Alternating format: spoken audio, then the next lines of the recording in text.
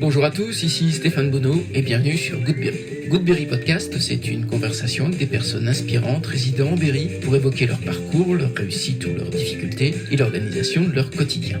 On évoque alors des anecdotes pour que chacun d'entre nous puisse retenir un conseil, une philosophie, voire une inspiration. Aujourd'hui, j'ai le plaisir de recevoir Éric Bellet, directeur du stage festival Dark. 1976 marque la création du stage de danse Dark, l'acronyme de danse, art, rythme, culture. Aujourd'hui, le stage de danse compte 23 disciplines, autant de professeurs de niveau international, 650 stagiaires venus du monde entier, doublé depuis 1981 par le stage de musique, où plus de 65 000 personnes assistent à plus de 16 concerts. Donc cela fait plus de 40 ans que ce festival unique marque la cité Castelroussine. Éric Bellet, déjà présent au début de l'aventure, porte et personnifie cet événement mieux que personne. En pleine préparation de ce rendez-vous, il me semblait intéressant de l'inviter sur le podcast. On a parlé des débuts de Dark, de la frontière managériale entre les bénévoles et les professionnels, mais on a évoqué aussi Lenny Escudero, la pédagogie Freinet, Max Ploquin, Guy Baudard et le football. Allez, je vous embarque à la découverte d'Éric Bellet, un homme qui aime danser sur la culture et les idées. Goodberry, c'est parti. Bonjour Éric. Bonjour. Bienvenue sur Goodberry. Avec plaisir. Je suis ravi de t'accueillir en tout cas. Le festival commence dans un peu plus de 2 mois. Qu'est-ce que tu dois faire toi cette semaine ? C'est-à-dire que ce que je dois faire, je suis pas sûr que ça puisse rentrer dans les 24 heures. Non, ça commence à, bien sûr, mais on va pas se plaindre. Pendant 2 ans, on n'a rien pu faire, donc je vais pas commencer à me plaindre. Je suis très très heureux que la 47e édition puisse se dérouler. T'as presque fini l'organisation ou il te reste quelques ajustements ? Il y a beaucoup d'ajustements de dernière minute, des choses qui arrivent, par exemple des bungalows que tu peux pas avoir et qu'on te prévient en dernière minute et il faut trouver des solutions.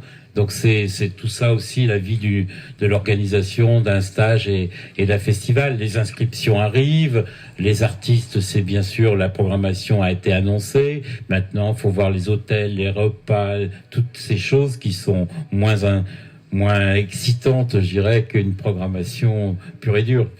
Beaucoup d'intendance. Et toi, ce qui te plaît, c'est la programmation ?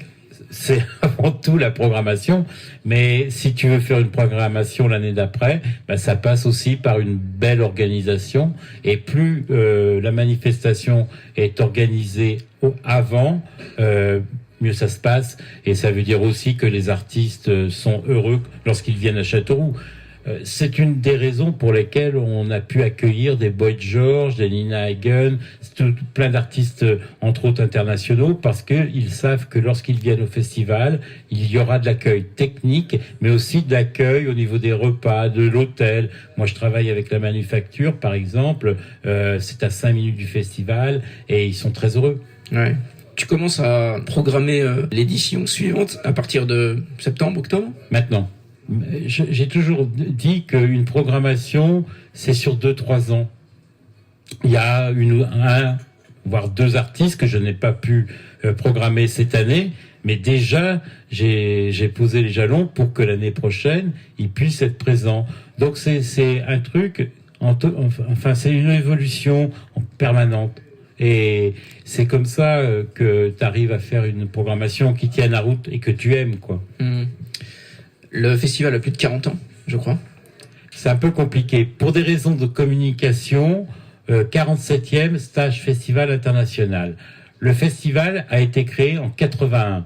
Mais pour des raisons de com, on met stage et festival en même temps. D'accord. T'étais là dès le début, toi ? Alors moi, dès le début, oui, tout à fait. J'étais môme. Je ramassais les tickets au restaurant des stagiaires. Donc je sais comment ça se passe maintenant, donc je sais comment faire.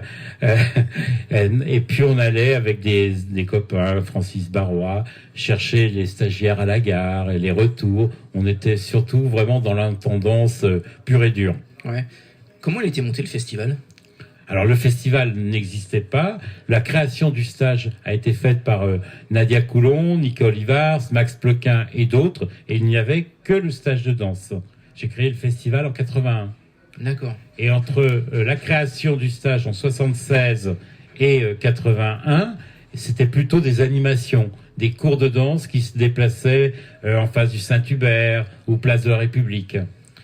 Et l'idée de la danse, elle vient d'où ?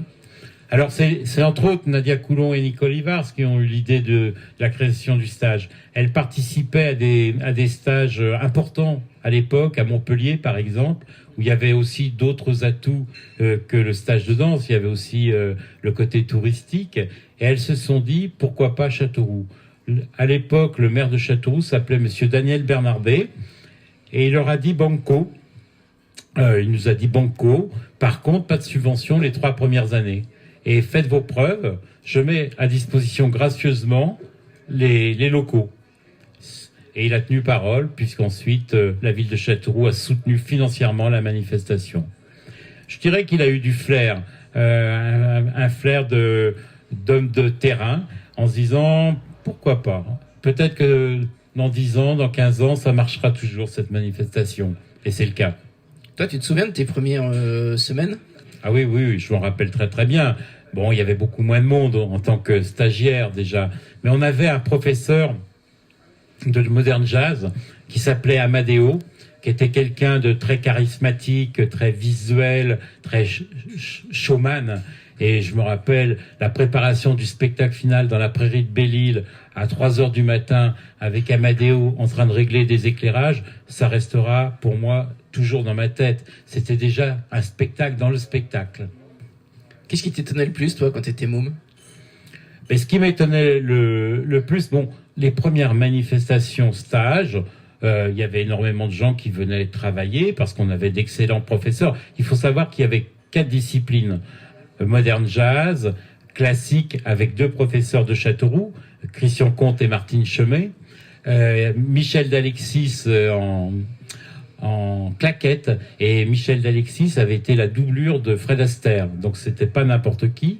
Et puis il devait y avoir du contemporain avec José Cazeneuve, et accompagné d'ailleurs aux percussions par Armand Amar. Et Armand Amar, tu le retrouves à l'heure actuelle dans toutes les créations musicales de films comme Amen. Tu vois, Armand Amar, vraiment très très bon compositeur.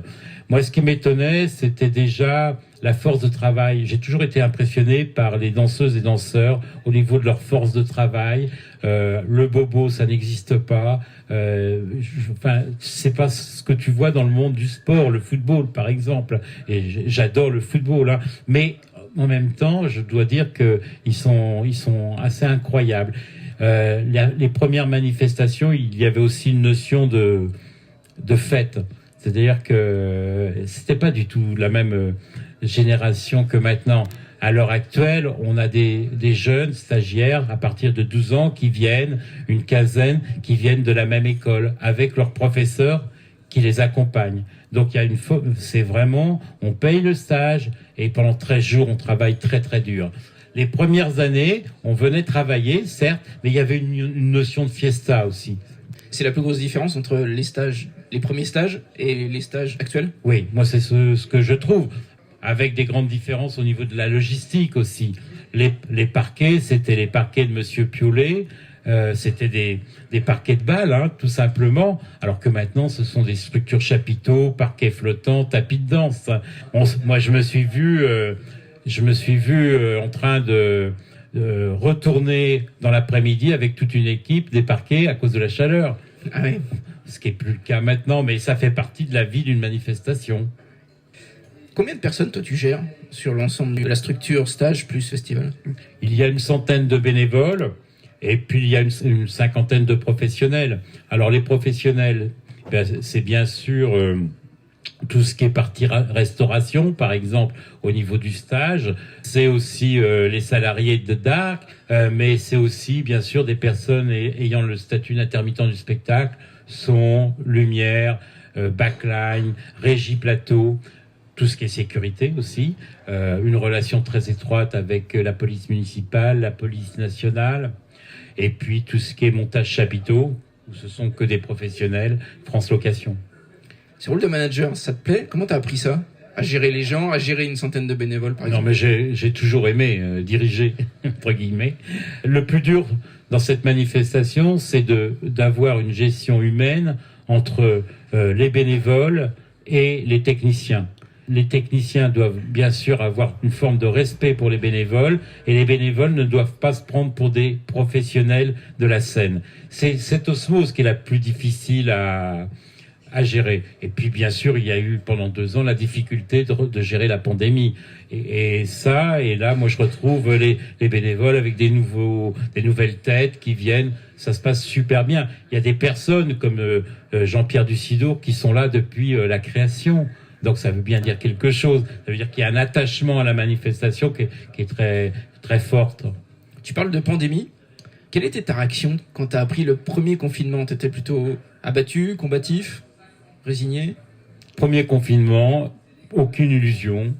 On savait que la manifestation n'aurait pas lieu. Tout de suite, t'as su ? Tout de suite. C'était aussi des larmes. Hein.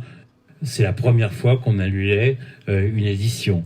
La deuxième a été plus difficile parce qu'on a eu beaucoup de rencontres avec la préfecture pour savoir, et les ARS, pour savoir si on pouvait mettre en route la manifestation ou pas.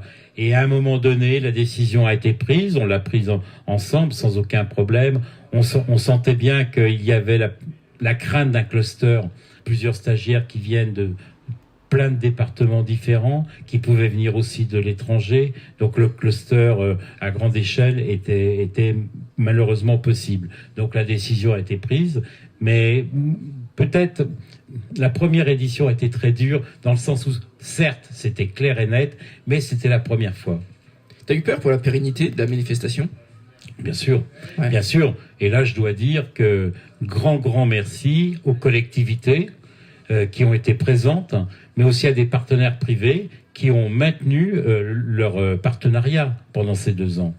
Le partenariat financier ? Partenariat financier, alors qu'il n'y avait aucun retour d'investissement, c'est clair. Mais par solidarité, ils ont maintenu les sommes d'argent. Donc, 10 fois merci, 1000 fois merci. Sinon, on ne serait pas là. Je dois dire aussi que l'État, par le biais du Fonds de solidarité, par le biais du chômage partiel, a permis à plein de structures comme la nôtre, type événementiel, à vivre. Parce que sinon, on serait mort, tout simplement. Tu parles de partenaires privés. J'ai l'impression que vous avez des partenaires historiques. C'est important pour vous ? Très important. Parce qu'il y a des partenaires qui sont là depuis 10-15 ans. Ce qui signifie qu'on a respecté nos engagements et qu'il y a aussi, je le répète, un attachement à la manifestation. J'aime bien le terme partenariat, plus que sponsor. En termes de partenariat, si le respect s'effectue entre les deux, ça veut dire que tout se passe bien. Et moi, la plupart vraiment des partenaires qui sont là depuis un certain nombre d'années sont encore bien sûr présents dans cette 47e édition. Et ce que je perds, entre guillemets, c'est malheureusement dû à des difficultés économiques de l'entreprise. Et dans les entreprises, tu sais, on parle souvent de culture d'entreprise. Est-ce que toi, tu essayes d'inculquer aussi aux nouveaux bénévoles qui arrivent une sorte de culture du festival ? Alors déjà, il faut être clair. DARC, c'est donc Danse, Art, Rythme et Culture. C'est une association, loi 1901, mais avec une culture d'entreprise. Ouais. Parce que si on ne fonctionne pas comme une entreprise, ben, le stage festival n'existerait pas plus.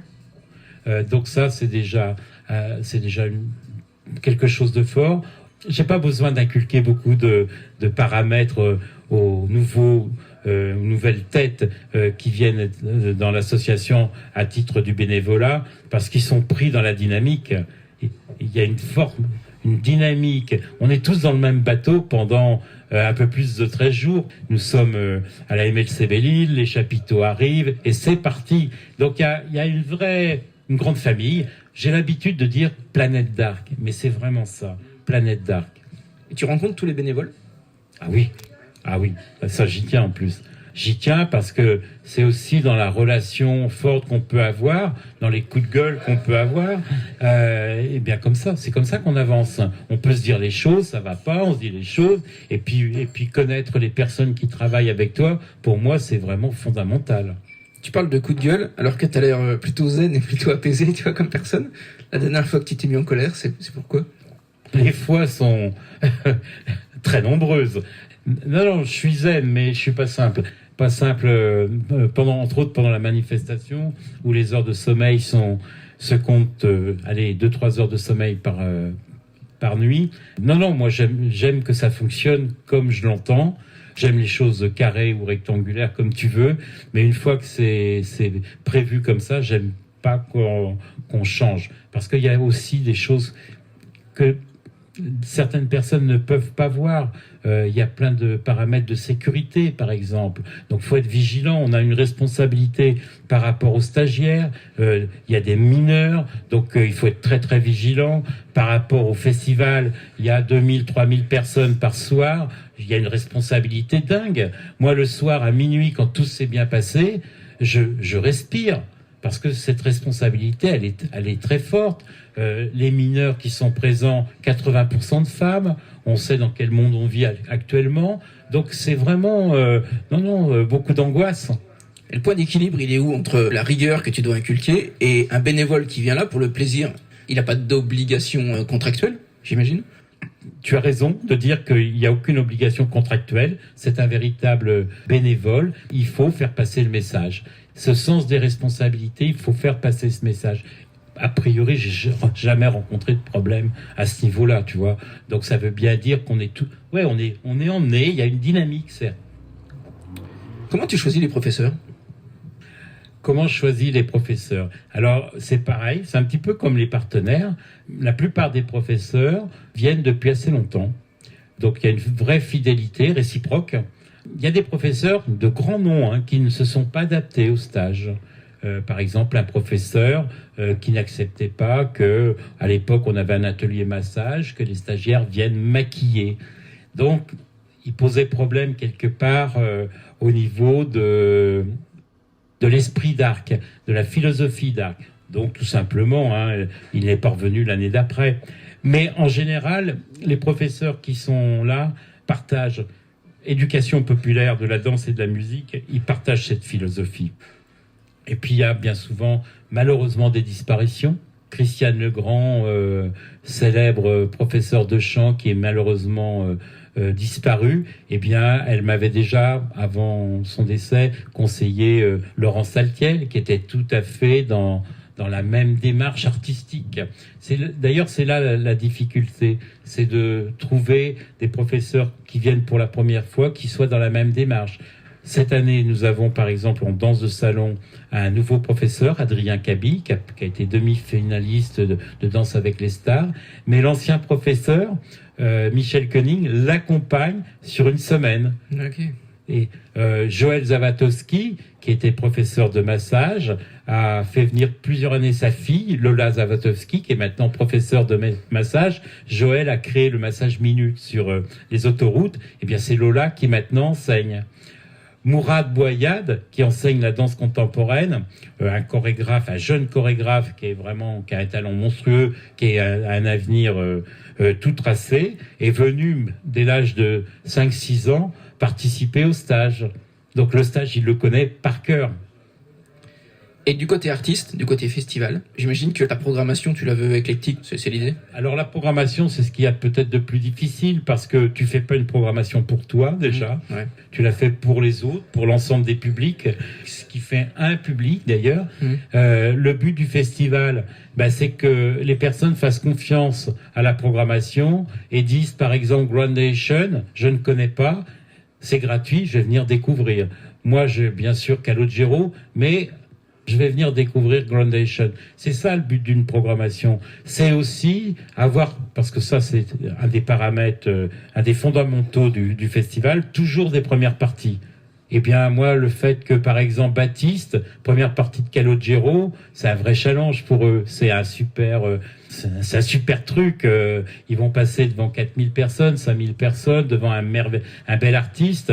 Ils vont avoir des conditions techniques et d'accueil comme celle de Calogero, et ça peut être un point de démarrage. Je suis allé dernièrement voir à l'Asphodel un groupe, les Gapettes, qui ont expliqué pendant le spectacle que leur premier spectacle qui les a fait vraiment démarrer, c'est ce qu'ils avaient vécu il y a une dizaine d'années devant 3-4 000 personnes, place Voltaire à Châteauroux.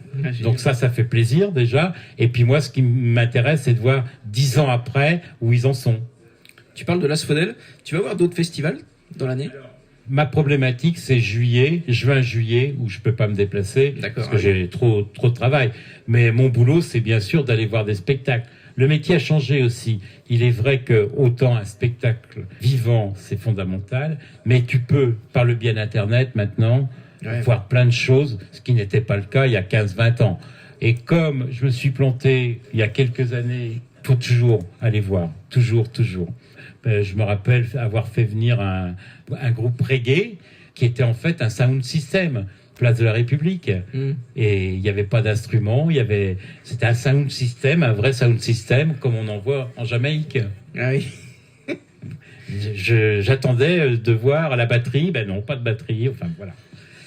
Ce qui m'intéresse, c'est le quotidien aussi. Qu'est-ce que tu fais toi les jours de stage ? Tu règles des problèmes ? Tu vas voir si tout va bien ? Je règle des problèmes. J'ai de plus en plus d'ailleurs, et ça c'est intéressant, des groupes qui viennent visiter le stage, entre autres. Alors ça peut être des groupes, ça peut être le département de l'Inde, ça peut être la ville de Châteauroux. Et moi c'est important qu'on aille d'atelier en atelier, que je leur explique les difficultés de l'organisation. Il y a aussi des enfants. Des enfants qui visitent la manifestation, ils vont entendre, ils vont voir, c'est peut-être de futurs stagiaires. Il y a les jeunes, par exemple, il y a une vingtaine de jeunes qui vont faire les cours de hip-hop et de percussion avec les services jeunesse de la ville. Donc eux, on leur fait visiter aussi le stage. Donc il y a toutes ces visites officielles ou pas officielles qui sont très importantes. C'est devenu un peu mon rôle maintenant, parce qu'on essaye que la manifestation soit très huilée, ça se dit, oui. Donc j'ai un peu plus de temps pour pouvoir faire ces visites. Et puis après, je vais très vite sur le festival, accueillir les artistes, voir si techniquement, avec mon équipe technique, tout se passe bien. Accueillir les partenaires de la soirée, et puis c'est tout ça, quoi. Tu disais que tu dormais pas beaucoup. Les concerts finissent tard, et puis il y a toute la partie qui est pas du travail, mais c'est une forme de travail, mais c'est tellement agréable. Passer la nuit dans le tourbus avec des journalistes et Julian Marley, qui te raconte la vie de son père, qui s'appelle Bob Marley. J'en demande que ça soit 3h, 4h du matin, 5h du matin, ça reste gravé dans ta mémoire. Donc c'est tout ça. Il y a aussi les partenaires avec qui il faut passer un petit peu de temps, préparer l'édition suivante. Il y a les artistes d'Arc au Pays qui en général viennent vers 1h du matin boire une coupe de champagne. Donc c'est tout ça. Donc tout se mélange un petit peu. Il faut aller du partenaire vers l'artiste, mais ça c'est super. T'as des trucs, toi, pour tenir en dormant 3 heures par nuit ? Non. Caféine ? Oui, c'est vrai, je bois pas mal de café, mais c'est tellement agréable et puis ça fait tellement partie de mon corps que y a aucun problème. Est-ce que tu as en mémoire des problèmes survenus lors du festival ? Alors c'est pas trop les problèmes qui m'intéressent, tu vois, mais c'est comment tu les as résolus ? Il y a plein de méthodes pour résoudre des problèmes. Oui, j'ai connu des problèmes. Il y a longtemps, Kool and the Gang, pour X raisons, Taylor se fait arrêter à l'aéroport à Paris, donc obligé d'annuler le spectacle. C'est arrivé qu'une seule fois dans l'histoire du festival, mais c'est pas simple de monter sur scène et de dire annulation du spectacle. Donc remboursement immédiat ou dès le lendemain matin. Mais ça fait partie de la vie d'un festival. Et puis j'avais 2 artistes le lendemain et la tête d'affiche voulait passer avant parce que était un petit peu fébrile et avait mal au dos. Et bon, il me dit donc je vais sur la place Voltaire, je lui explique que j'allais partir avec du goudron et des plumes bientôt parce que 2 soirs de suite c'était beaucoup. Et il me dit alors tu me trouves un très bon restaurant après le spectacle et on passe comme on avait dit. Et donc la soirée s'est finie le lendemain matin au restaurant Le Pimps à 7h du matin. J'ai vu la lumière du jour et c'était une très belle soirée.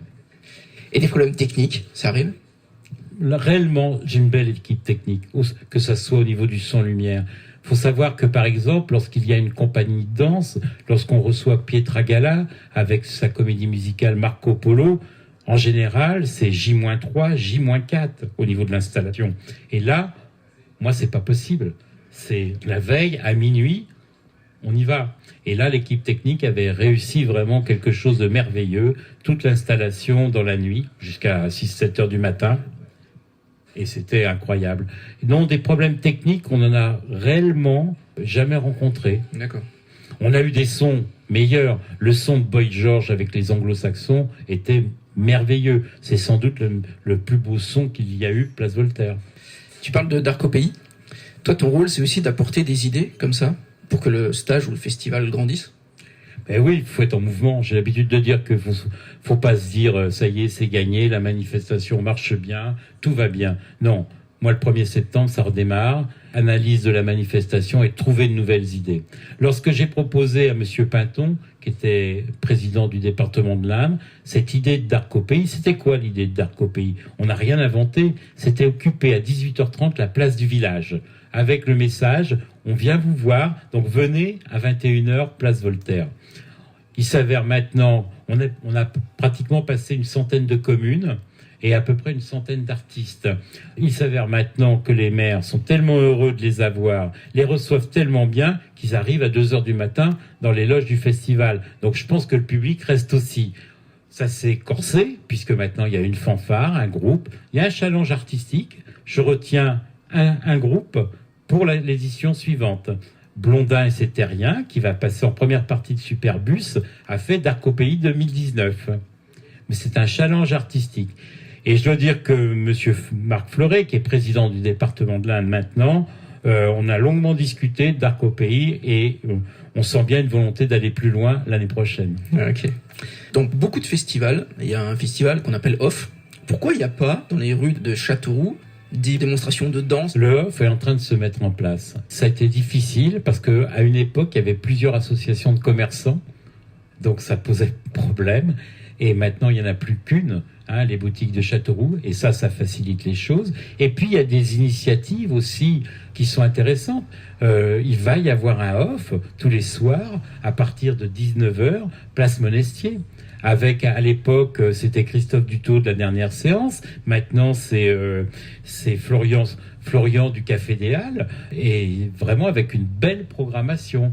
Et avec Florian, on a pour idée ou ambition l'année prochaine, qu'il y ait plusieurs lieux du off. Mais un off musique? Ouais, mais le problème avec la danse, c'est là où je parlais tout à l'heure d'un changement de mentalité et de comportement, c'est qu'ils ont payé leur stage. Et donc, les cours jusqu'à 19h, à fond. Une année, il y a un chorégraphe américain qui débarque, mais que je ne connaissais pas, et je lui propose de donner des cours après 19h. Bon, on allait voir. Je pensais qu'il y aurait très peu de monde. Et non, c'était plein. Tu les emmènes à Belle-Bouche sur la journée repos, où tu dis, ils vont s'allonger, ils vont aller se baigner. Non, ils dansent. Donc, il y a vraiment cette volonté, cette force de tout axer sur la prise de cours. Et il est très difficile de ce que l'on faisait il y a une quarantaine d'années, des animations danse. D'accord. Eric, quelle place avait la musique et la danse quand tu étais petit? Moi, la danse, je le dis souvent, c'est à travers une rencontre que j'ai connu l'équipe Nadia Coulon, Nicole Ivars. Bon, je connaissais déjà Max Ploquin puisque mes parents étaient originaires de Chassignol et connaissaient Max Ploquin qui était médecin à Saint-Denis-de-Joué. Donc on avait déjà une relation. Mais c'est à travers la rencontre de Corinne, qui était la cousine de Nadia. Et en fait, on est parti ce qu'on appelait les tournées du groupe d'Arc à l'époque. Il y avait une compagnie de danse qui tournait dans les discothèques en juillet. Et moi, j'étais fou furieux d'éclairage. Et Doudou, Yves Dousseau, lui, qui dirige maintenant les médias, s'occupait aussi du son. Donc j'aime toujours l'éclairage, mais je connais plus le fonctionnement d'une console à l'heure actuelle. Mais c'est ce qui était ma passion. C'est plutôt le côté technique, en fait, qui t'a amené à l'artistique. Ouais, la création lumière, par exemple, ça m'a toujours fasciné. Donc c'est par ce biais-là. Sans doute aussi une frustration d'ado de ne pas avoir pris des cours de danse. Ça me paraît évident. Il y a des artistes que t'écoutais? Je parle de musique. J'étais très branché chansons françaises. Ouais. Des gens comme Brel, Escudero, Tachant, c'était quelque chose. Enfin, vraiment des artistes, Juliette, c'est des artistes que j'aimais et que j'aime toujours d'ailleurs. Mais je ne suis pas fermé, donc ça veut dire que j'écoute beaucoup de choses. Pourquoi les arts sont si importants quand on est ado ? Alors, j'ai eu la chance de rencontrer une forme de pédagogie qui s'appelle la pédagogie freinée. À l'école d'Ardentes, avec une institutrice merveilleuse, Madame Jubard. Et je pense qu'elle a su, de par sa façon et sa pédagogie d'enseigner, mais aussi de par cette forme de pédagogie, me créer vraiment une ouverture artistique. Et vraiment, j'en suis maintenant complètement persuadé. Et puis les rencontres, ça j'y crois énormément. Rencontre Nadia Coulon, Nicole Ivars, Max Plequin, les artistes et tout, ça fait que moi j'ai toujours vécu dans ce monde-là. Mais pour les enfants, tu penses que ça passe par l'école ? Ah oui, ouais. Ah oui, ah oui. Et la relation avec l'institutrice et sa volonté. On avait une imprimerie où on pouvait se lever, écrire un poème ou faire une peinture. Ça, pour moi, ça reste gravé à tout jamais. T'avais un métier en tête, toi ? Alors, je vais le dire, mon métier. Quand à Giraudoux, le premier jour, on m'a demandé qu'est-ce que vous voulez faire dans votre vie, la réponse, mais en toute humilité que j'ai faite, c'était président de la République. Très bien. Très bien. Ça pose. Je pense que je ne serai jamais président de la République. C'est la politique qui t'intéressait ou la fonction ? C'est pas la politique, c'est la vie de la cité. La vie de la cité, ouais, ça m'a toujours intéressé et ça m'intéresse toujours d'ailleurs. C'est pour ça que tu as lancé une campagne électorale ? Oui, c'est tout à fait. Lorsque je me suis présenté aux élections avec des amis, je voulais connaître d'ailleurs, et j'ai appris plein de choses. Je ne regrette absolument rien. Je sais combien coûte un rond-point maintenant, ce que je ne savais pas forcément avant. La vie de la cité, cette confrontation des idées aussi m'intéressait vraiment. Mais j'ai toujours été quelqu'un, et ça je pense que les gens peuvent témoigner, entre adversaires, entre guillemets, politiques, du respect, ouais. De l'élégance. J'ai horreur des cris, je dirais. Une fois que l'élection s'est passée, il faut respecter la démocratie. Quelqu'un est élu. Toi, tu es, par exemple, comme j'étais dans l'opposition, j'ai toujours dit que tout ce qui m'intéresserait, je le voterais. Et tout ce qui ne m'intéresserait pas, j'expliquerai pourquoi. Et ce qui m'a beaucoup plu dans la campagne, c'est qu'on a travaillé tous les conseils communautaires et tous les conseils municipaux avec l'équipe qui était sur la liste. C'était un travail collectif. Et 5 ans après, on était encore une quinzaine, une vingtaine à travailler dessus. C'est dur de faire vivre la démocratie. C'est pas simple, hein. Au démarrage, t'as beaucoup de monde, mais se réunir et se mettre autour de la table pour travailler, c'est pas si simple que ça. Et ça, pendant 5 ans, ça a été une très très belle aventure. Il y a un enseignement que t'as tiré ? Que la démocratie, c'est pas simple. Ça, c'est réel. Connaître des dossiers qui sont, entre autres, au niveau du conseil communautaire, de plus en plus compliqués. Que la comptabilité municipale ou du conseil communautaire, ce n'est pas simple. Et donc, pour un simple individu qui rentre comme ça dans la vie politique, il faut du temps. Il faut du temps pour bien comprendre les mécanismes. Ça peut pas se faire du jour au lendemain. T'en gardes un bon souvenir ? Merveilleux souvenir. Comment se passent les études ? Alors les études, oh là, c'est complexe. Donc pédagogie freinée, j'adore. Je me retrouve dans une école dans le centre-ville de Châteauroux où je fais 17 fautes d'orthographe. Donc je suis un petit peu mis à l'écart. Mais peut-être de par mon origine de la pédagogie freinée. En 3 mois, je suis à 3 fautes d'orthographe. Donc comme quoi c'est une gymnastique. Giraudoux. Super moment. Je regrette rien non plus au niveau de ma vie à Giraudoux. Pas mal d'absences. Des absences ? Ben oui, Buissonnier. Oui, voilà. S'il faisait beau, le parc de Belle-Île m'attirait. Hein, bon. Regardez le ciel, rêver. Des belles rencontres avec des professeurs de philosophie, Max Viratel, Monsieur Comète, avec des professeurs d'histoire, Madame Véron. Mon ancienne professeure de la pédagogie freinée m'invite à venir chez elle réviser pour avoir le bac. En fait, je me retrouve au cirque d'hiver en train de tenir une poursuite.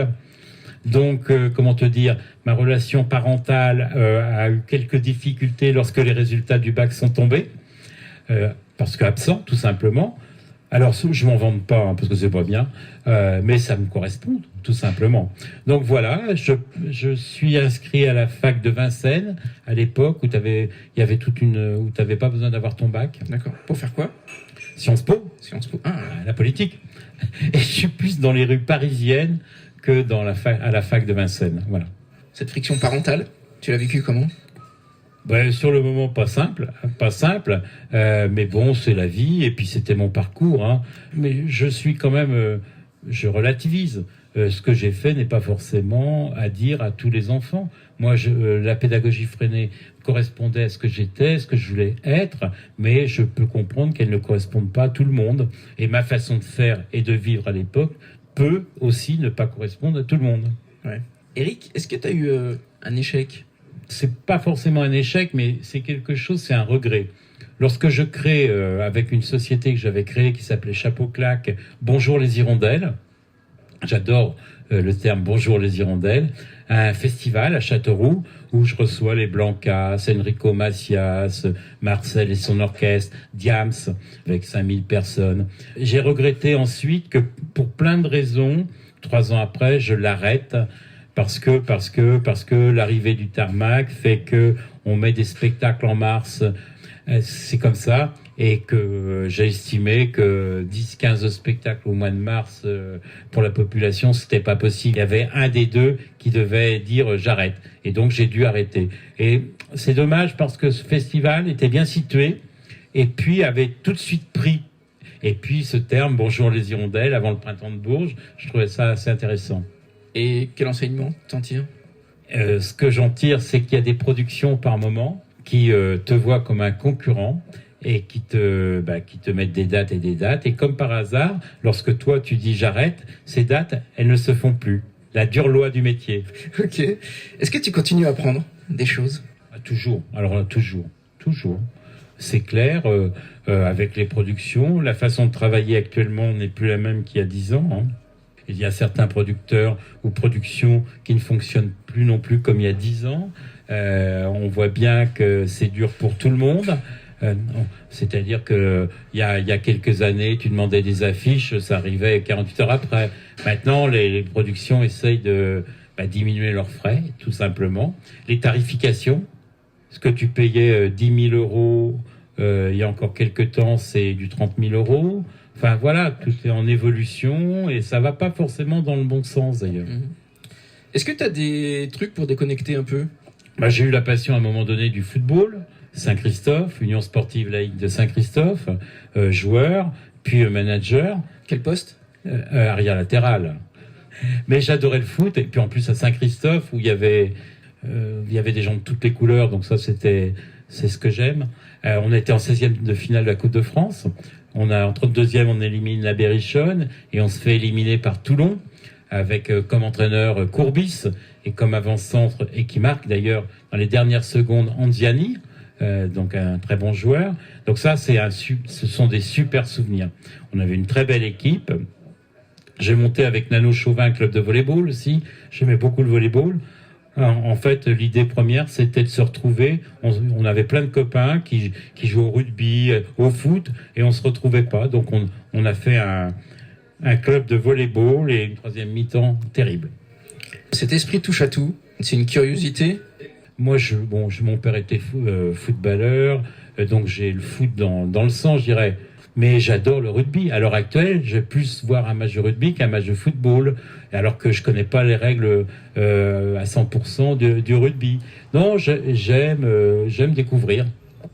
Cette curiosité, tu l'avais petit aussi?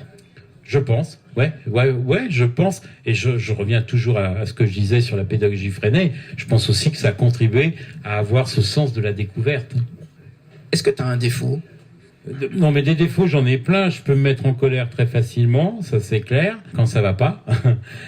En même temps, dans les moments importants, je pense que j'ai une forme de zénitude. Ouais. Par exemple, quand on a des vents à 125 km/h sur le festival et sur le stage, je pense savoir prendre les décisions et emmener tout le monde dans le même sens.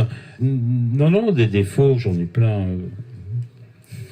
Est-ce qu'il y a une idée reçue qui t'énerve un peu et que tu voudrais rectifier? Alors, des idées reçues, il y en a plein. Ce qui m'énerve, par exemple, c'est... En toute façon, maintenant, tu maîtrises totalement. D'une année sur l'autre, c'est pareil. Ça m'énerve. Ça m'énerve. Parce que à partir du 1er septembre, comme je te l'ai dit, il faut y retourner, il faut aller chercher des partenaires à 500 € ou à 10 000 €. Il faut recréer des contacts, il faut avoir de nouvelles idées. Mais ça, c'est la phrase qui m'énerve. Ou la phrase aussi, cette année, elle est belle ta programmation. Ça veut sous-entendre que les années auparavant, c'était moyen. Sauf que les moyens financiers sont peut-être pas les mêmes et que tu mets pas la même somme d'argent. Parce que ça explique aussi plein de choses, ou que tu as des difficultés sur une édition et que ça se répercute sur l'année d'après. Voilà, ça a un peu tendance à m'énerver un peu. Ce qui m'énerve aussi, alors là, ça c'est beaucoup, c'est 15 jours ou 3 semaines avant le festival, rencontrer des gens qui me font des grands bonjours et qui me laissent penser que c'est plutôt les invitations des artistes qui les intéressent qu'Éric Bellet. Mais ça, c'est la vie. Mais ça, c'est la vie. Ouais. C'est la vie. Ouais. Éric, pour finir, j'ai une petite série de questions. Une maxime ou une citation que t'aimes bien? Rien n'est impossible. Est-ce qu'il y a un livre qui t'a marqué? Germinal. Vipère au point aussi. Pas mal. Ça, c'est bien resté. Et moi, je suis très... je lis 7 à 8 journaux la nuit. Okay. Ça passe de l'Équipe en passant par l'IB aujourd'hui, l'UMA, Le Monde. Je suis un fou furieux de presse écrite. Et t'as le temps? La nuit? Toujours la nuit? Pas de télé? Si, beaucoup. Aussi. Je suis un zappeur, mais sur les chaînes info. La vie politique au vrai sens et au beau sens du terme me passionne. Est-ce qu'il y a un film pareil qui t'a marqué? Alors, ça va pas être sympa, mais Don Corleone, j'aime beaucoup. Je l'ai revu beaucoup. Alors que, en fait, il y a quand même pas mal de morts dans cette aventure. Mais j'aime bien Don Corleone. Qu'est-ce qui te plaît? C'est ce jeu entre la mafia, la politique, les acteurs aussi qui sont magnifiques dans ce film. Et côté musique, si tu devais emmener un album? Si je devais emmener un album, il y en a tellement. Mais c'est vrai que Lenny Escudero, c'est vraiment un artiste que j'ai aimé, que j'ai rencontré, avec qui j'ai eu des discussions passionnantes. Je suis très chanson française. Donc, Lenny Escudero, Tachant, je me répète, mais Brel, Ferrat, sont mais des jeunes artistes aussi, comme Jérémy Bosson, merveilleux, Alain Leprest, qui est venu 2 fois au festival, Juliette, sont vraiment on a la chance en France d'avoir des artistes merveilleux. D'accord. Éric, pour finir, j'ai une dernière question rituelle. Quel est ton endroit préféré dans le Berry? J'en ai plusieurs. J'adore les bars et cafés. Parce que ça fait partie de la vie, parce que c'est là où se passent les rencontres, où il y a des discussions merveilleuses. J'adore les bastringues. Ça me plaît. Écouter à 7 heures du matin les personnes raconter ce qu'ils ont vécu la veille. Et puis il y a un lieu dans le Berry que je trouve fantastique, surréaliste, félinien. C'est le Château Brun de Cusion de Guy Baudin, avec ses sculptures, mais incroyables. Je trouve que quand tu rentres dans le Château Brun, que tu es ailleurs, c'est une autre planète. Et Guy Baudin, chapeau Guy. Qu'est-ce qui te plaît dans sa philosophie? C'est le côté surréaliste des sculptures. Des sculptures, tu lèves les yeux, tu vois des trucs incroyables. Tu vas dans la forêt, il y a encore des sculptures. Son auditorium avec des instruments complètement surréalistes. Non, c'est un vrai personnage. En tout cas, merci, Éric. Avec beaucoup de plaisir. On suivra ce stage, ce festival. Merci beaucoup. Merci, salut. Ciao.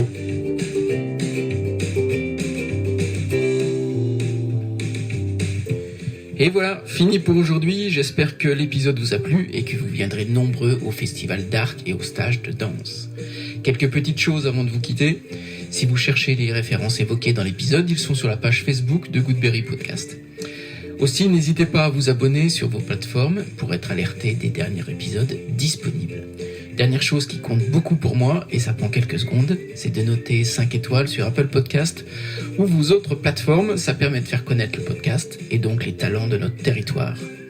Je vous donne rendez-vous pour un prochain épisode So British. D'ici là, dansons et inspirons-nous.